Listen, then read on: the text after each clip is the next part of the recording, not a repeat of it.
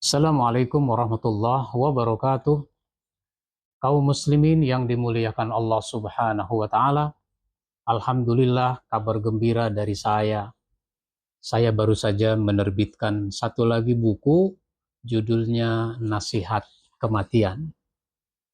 Pada mau mati kan? Iya.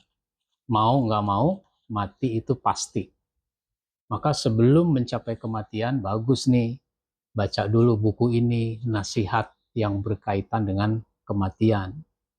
Ini bukan nasihat untuk orang mati. Kalau orang mati justru ngasih nasihat kepada kita. Sehingga kata Nabi, kafa bil mauti wa'izon. Cukuplah kematian sebagai nasihat, sebagai pelajaran buat kita semua. Saya ini suka ceramah dalam acara terkait dengan kematian. Ada tausiah, ada mau'izoh hasanah pada saat suasana sholat jenazah, ada saat takziah. Dalam tradisi sebagian masyarakat kita ada yang disebut dengan tahlilan. Malam-malam tahlilan itu kemudian diadakan ceramah. Kemudian ada juga yang disebut dengan haul, ada lagi ceramah. Jadi nasihat kematian itu saya sampaikan dan saya kumpulkan. Jadilah buku ini. Isinya ada 16 artikel tulisan tentang kematian. Ya, misalnya 3 kepastian, 3 amal yang timbangannya berat, 3 cara mengembirakan orang yang sudah mati, ada 3 nasihat, 3 faktor yang menjauhkan neraka, 3 dialog di padang mahsyar, 3 saksi amal, 3 keuntungan orientasi akhirat, 3 akibat ambisi dunia, 4 pahala yang selalu mengalir, 4 amal bila orang tua telah wafat, 5 cara mengingat mati, 5 prinsip beramal soleh, 6 aliran pahala, 6 agenda sebelum mati, dan 10 sebab orang menyesal. Nah itu.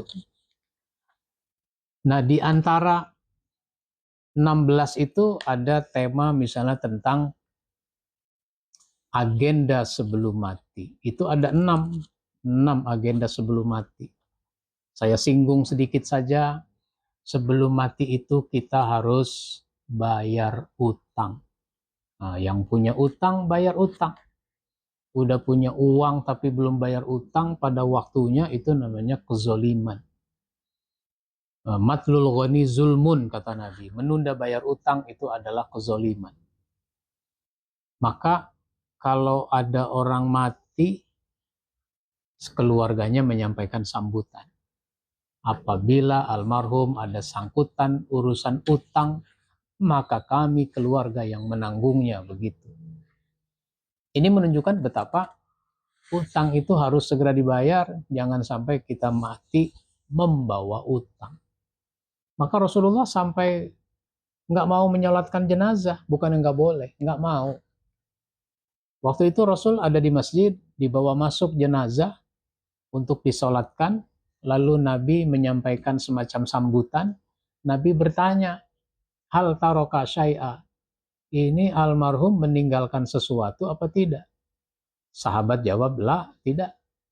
Kemudian Nabi tanya lagi yang kedua, wa alaihi dainun, dia punya utang apa enggak? Ada sahabat bilang, ada ya Rasul, dinaron, utangnya 2 dinar. Sallu ala sahibikum, kata Nabi. Kalau begitu sholatkan jenazah sahabat kalian ini. Nabi nggak mau menyolatkan. Bukan yang nggak boleh. Karena Nabi itu pemimpin. Pemimpin jadi rujukan orang. Jangan sampai ada orang menganggap remeh urusan utang. Utang mau nggak dibayar juga nggak apa-apa. Yang penting nanti kalau mati disolatkan sama Nabi. Masa iya doanya nggak diijabah? Nabi nggak mau ada omongan kayak begitu. Maka ada sahabat yang hadir namanya Abu Qatadah. Abu Qatadah mengatakan kepada Rasul, ya Rasul, utangnya saya yang bayar. Maka sekarang dia udah nggak punya utang, udah pindah kepada Abu Qatadah. Fasalla alaih, maka Rasulullah menyolatkannya. Nah ini sebuah contoh. Di antara agenda sebelum mencapai kematian, bayar dulu utang. Yang mati syahid saja, kata Nabi, itu bisa terhambat masuk surga sampai utangnya dibayar. Apalagi yang matinya ketabrak bajai. Apalagi yang matinya karena serangan jantung. Apalagi matinya karena diabetes dan seterusnya.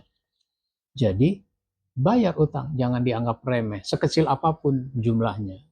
Nah, itu. Jadi nanti dibaca saja buku ini supaya kita bisa mendapatkan nasihat-nasihat yang sangat penting kita dapatkan sebelum kita mencapai kematian.